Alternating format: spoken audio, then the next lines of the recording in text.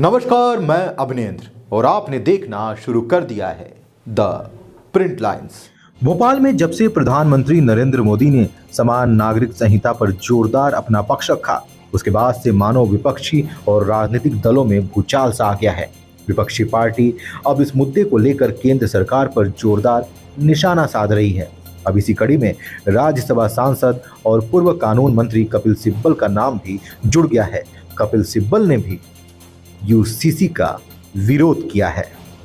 पहले तो आप बताइए, प्रधानमंत्री जी देश को बताएं कि उनका प्रपोजल क्या है। वो देश के सामने जो यूनिफॉर्म सिविल कोड की बात करते हैं, वो किस चीज़ पे यूनिफॉर्मिटी चाहते हैं एंड कौन सी सिविल बातों पे सहमति चाहते हैं, ठीक है ना, एक रूपता चाहते हैं। तो जब तक ये नहीं पता चलेगा तो जवाब कैसे होगा, डिबेट कैसे होगी। प्रधानमंत्री ने तो कह दिया कि हम इसको लागू करेंगे। क्या लागू करेंगे? अडॉप्शन लागू करेंगे, कस्टम्स खत्म कर देंगे, बताएं तो सही। बिना बताए बहस हो रही है और विपक्ष भी उस बहस में पड़ा जा रहा है। किस लिए? जब तक कोई प्रपोजल सामने नहीं आता तब तक बहस की शुरुआत कैसे हो। और अगर सुप्रीम कोर्ट ने कहा है कि यूसीसी लागू होना चाहिए, सुप्रीम कोर्ट ने ये तो नहीं कहा कि किन चीज़ों पे लागू होना चाहिए। ये तो कॉन्स्टिट्यूएंट असेंबली में नहीं कहा था कि लागू होना चाहिए, ठीक है ना। ये तो आर्टिकल 44 कॉन्स्टिट्यूशन का जो है उसमें भी लिखा है कि लागू होना चाहिए, प्रयास होना चाहिए कि सारे देश में लागू हो, यही लिखा है ना।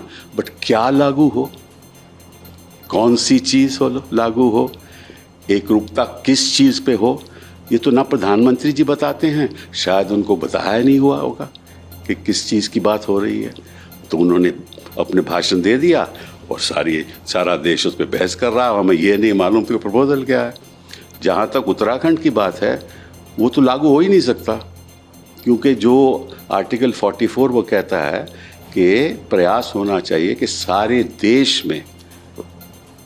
देश में यूनिफॉर्म सिविल कोड का प्रयास होना चाहिए। तो उत्तराखंड का जो यूनिफॉर्म सिविल कोड है वो तो सारे देश में लागू नहीं हो सकता ना, क्योंकि आपको मालूम है कि दी असेंबली की जो पावर्स हैं वो तो उत्तराखंड की बाउंड्री से सीमित हैं। तो वो कोड तो लागू मध्य प्रदेश में नहीं हो सकता ना वो लागू केरला में हो सकता है। तो वो यूनिफॉर्म सिविल कोड कैसे हुआ? अब जिन चीज़ों पे लोगों को मालूम ही नहीं, कानून ही नहीं मालूम, सब्सटेंस क्या है यही नहीं मालूम, लेकिन हिंदुस्तान में चर्चा चल रही है। आप 9 साल क्या कर रहे थे? ये छोड़िए 9 साल, आप सत्ता पहले में भी आए थे ना, वाजपेयी जी सत्ता में थे ना। तो वाजपेयी जी ने लागू करने की कोशिश की नहीं, और पिछले 9 साल में आपने सहमति बनाने की कोशिश की। जो स्टेक होल्डर्स हैं सिविल सोसाइटी के, उनसे बातचीत किया आपने? नहीं। तो अब क्योंकि 2024 आ रहा है तो कब्रिस्तान और शमशान घाट की वो तो डायलॉग ख़त्म हो गया, अब नया डायलॉग शुरू करना है इन्होंने। तो नया डायलॉग, और मुझे ताज्जुब इस बात का है कि कुछ विपक्ष के लोग इसके हक में हैं, कुछ खिलाफ हैं, लेकिन मालूम नहीं किसके हक में और किसके खिलाफ हैं, क्योंकि यही नहीं मालूम कि प्रपोजल क्या है। आपके बीच फिर लेकर आएंगे कुछ महत्वपूर्ण खबरें। तब तक के लिए धन्यवाद।